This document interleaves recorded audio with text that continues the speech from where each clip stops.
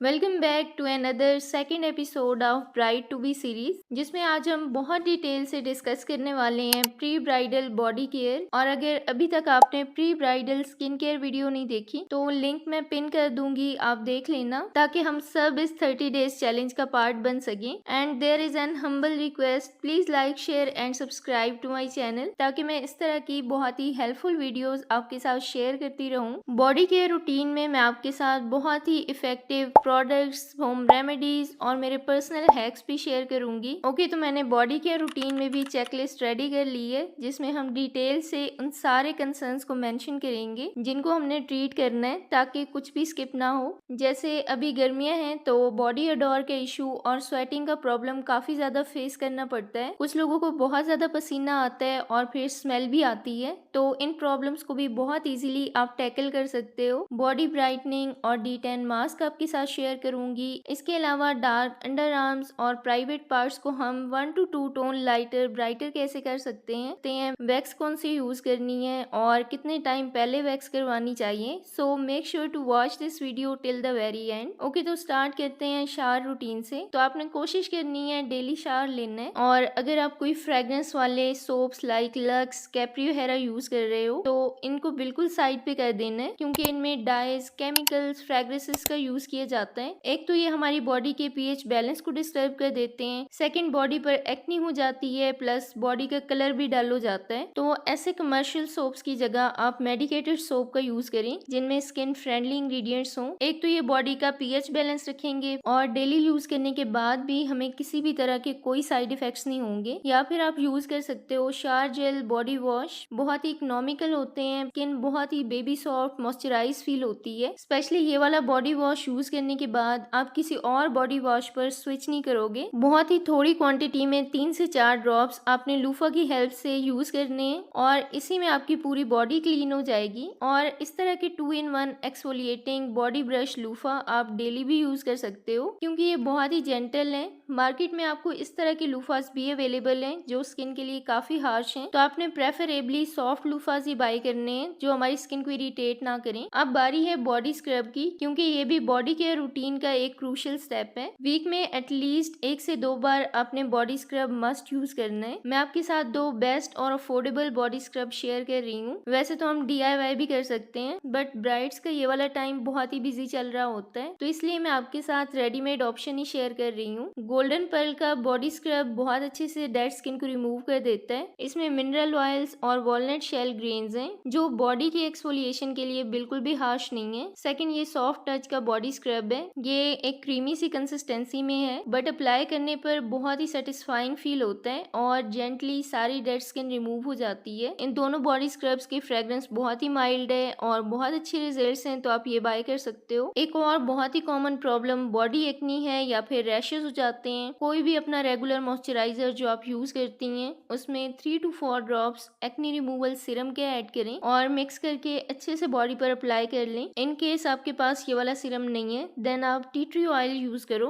Trust me, 2 से 3 दिनों में ही आपको रिजल्ट्स नजर आएंगे। और अगर आपको बहुत ही स्वेयर किस्म की बॉडी एक्नी है तो मैं आपको एक क्रीम सजेस्ट करूंगी, ट्राई मेलासिन क्रीम। इसे आपको बहुत जल्दी रिजल्ट्स मिलेंगे। अब एक मैजिकल बॉडी लोशन आपके साथ शेयर करूंगी जो मेरी पर्सनल फेवरेट है। बॉडी को फेयर, रेडिएंट और ग्लोई करने के लिए बेस्ट बॉडी लोशन है, जो सिर्फ आपकी बॉडी को मॉइस्चराइज नहीं करेगी बल्कि बॉडी को डी10 करने में बहुत इफेक्टिव है। और इसके रेगुलर यूज से आपकी बॉडी का कलर 1 से 2 टोन फेयर हो जाएगा। तो ये मेरी तरफ से हाईली रिकमेंडेड है। बट अगर आप कोई स्पेसिफिक बॉडी लोशन बाय नहीं करना चाहती तो आप अपने रेगुलर मॉइस्चराइजर में 2 से 3 व्हाइटनिंग कैप्सूल ऐड कर लें, तो भी आपकी बॉडी बहुत ही ज्यादा सॉफ्ट स्मूथ हो जाएगी और आपको एक्स्ट्रा से बॉडी लोशन भी बाय नहीं करना पड़ेगा। ओके, तो हम अपनी फेशियल स्किन की तो बहुत ज्यादा केयर करते हैं, अलग अलग प्रोडक्ट्स यूज कर रहे होते हैं। ऐसे ही हमने सन ब्लॉक अपनी बॉडी पर भी यूज करना है, स्पेशली उन पार्ट्स पर जो सन से एक्सपोज होते हैं। हमारी आर्म्स डार्क हो जाती हैं, नेक डार्क हो जाती है, तो ये सारे प्रॉब्लम्स खत्म हो जाएंगे। तो अगर आप सन ब्लॉक का रेगुलर यूज करोगे तो आपको टैनिंग नहीं होगी और डार्कनेस से भी बच जाओगे। अब जिन गर्ल्स को बहुत ज्यादा पसीना आता है, स्मेल का इशू है, तो आपको एंटी पेरिस्पिरेंट यूज करने चाहिए। इनका बेसिक पर्पज स्वेटिंग को कंट्रोल करना है और अंडर आर्म्स के अलावा भी आप इसको बॉडी के किसी भी पार्ट पे यूज कर सकते हो जहाँ पे आपको बहुत ज्यादा पसीना आता है। इसके 2 बेनिफिट्स होंगे, एक तो आपको स्वेटिंग नहीं होगी, प्लस बहुत ही प्यारी सी फ्रेग्रेंस भी आएगी। Let's talk about most important question, wax कौन सी यूज करें और कितने टाइम पहले वैक्स करवाएं। तो हमारे पास वैक्स में बहुत सारे ऑप्शंस हैं, finger wax, beans wax, Rica wax और ये इस तरह की वैक्स टिप्स भी मिलती हैं। तो मुझे सबसे ज्यादा कन्वीनियंट वैक्स टिप्स लगती हैं। मैस भी क्रिएट नहीं होता, बाल भी अच्छे से रिमूव हो जाते हैं और इनको खुद से यूज करना भी बहुत आसान है। बट ये finger wax is such a mess. एक ही फिंगर से बार बार पुल करना इट्स नॉट अ प्रैक्टिकल। हम फिंगर वैक्स पूरी बॉडी पर नहीं कर सकते। सो आई सजेस्ट कि आप लेग्स पर और आर्म्स पर ये वैक्स टिप्स यूज करो। बट अंडर आर्म्स की स्किन बहुत सेंसिटिव होती है, तो इसके लिए हमेशा मैं बीन्स वैक्स ही यूज करती हूँ। बट बी केयरफुल, ज्यादा गर्म ना हो, टेम्परेचर आपने चेक कर लेना है। ड्राई होने पर ये हार्ड हो जाती है और बहुत इजीली आप प्राइवेट पार्ट्स पर इसको यूज कर सकती हैं। सैलून में अगर हम बॉडी वैक्स करवाएं तो वो काफी चार्ज करते हैं, तो ये बहुत आसान है, आप घर पर इजीली खुद कर सकती हैं। आप एक हीटर ले लो और बीन्स वैक्स का एक जार ले लो, ये आपका 1.5 साल तक आराम से चल जाएगा। ओके, तो वैक्स आपने कब करवानी है? वैक्स आपने एटलीस्ट 1 मंथ पहले करवा लेनी है, ताकि अगर कोई भी इरिटेशन या फिर रैशेस वगैरह होते हैं तो आपको टाइम से पता चल जाए। और अगर आप बिगनर हो और इस कंफ्यूजन में हो कि वैक्स को कैसे यूज करें, तो मैंने आपके साथ इस वीडियो में बहुत डिटेल से आपको हर एक स्टेप बताया है और प्रॉपर करके दिखाया है, तो आप ये मस्ट देख लेना, आपको प्रॉपर गाइड मिल जाएगी। थोड़ी सी प्रैक्टिस चाहिए और आप घर पर इजीली अपनी बॉडी वैक्स खुद कर सकेंगी। अच्छा, अब एक और प्रॉब्लम हो जाती है, वैक्स स्ट्रिप्स यूज करने के बाद बॉडी पर बहुत ही चिपचिप फील होती है, तो इसके लिए आप बेबी ऑयल या फिर कोकोनट ऑयल का यूज कर सकती हैं। जब भी आपने वैक्स स्ट्रिप्स यूज कर लेनी है, उसके बाद बॉडी पर हल्का सा मसाज करें और सारे रेजिड्यूज बहुत इजीली रिमूव हो जाएंगे। ओके, तो अब बात कर लेते हैं प्राइवेट पार्ट्स की लाइटनिंग की। तो इसके लिए मैं आपको एक क्रीम रेकमेंड करूंगी। बेसिकली ये एक स्क्रब है और इसको आप बॉडी के किसी भी पार्ट की लाइटनिंग के लिए यूज कर सकती हैं, including your dark knuckles, neck, elbow, underarms. आपने डेली इसको नाइट टाइम में यूज करना है। 5 मिनट के लिए आपने जेंटली मसाज करके इसको ऐसे ही छोड़ देना है, ये स्किन में एब्जॉर्ब हो जाएगी और मॉर्निंग में आप वॉश कर लें। बट एक्चुअल रीजन जो हमारे अंडर आर्म्स और प्राइवेट पार्ट की डार्कनेस की, वो हेयर रिमूविंग स्प्रे या फिर क्रीम्स होती हैं, तो आप उनको यूज करना थोड़ा अवॉइड कर दें या फिर बिल्कुल ही बंद कर दें। ग्रेजुअली आपको डिफरेंस फील होगा। ओके, तो ब्राइडल बॉडी केयर में मोस्ट इंपॉर्टेंट स्टेप उपटन को हम कैसे भूल सकते हैं, क्योंकि ये हमारी दादी नानी के टाइम से यूज किया जा रहा है। DIY उपटन बनाने के लिए आपको बेसन चाहिए। सेकंड, कचूर पाउडर आपको किसी भी पंसारी की शॉप से मिल जाएगा, ये बहुत ही इंपॉर्टेंट इंग्रेडिएंट है। और थर्ड इंग्रेडिएंट हम ऐड करेंगे बेकिंग सोडा। बेकिंग सोडा की क्वांटिटी आपने हाफ ही रखनी है, बाकी 2 चीजें आप इक्वल क्वांटिटी में ले सकती हैं। इसको आप ज्यादा क्वांटिटी में बनाकर रख भी सकती हैं। और अब इसको पेस्ट बनाने के लिए आप दही या फिर सिंपल वाटर का यूज कर सकती हैं, बट दही से आपको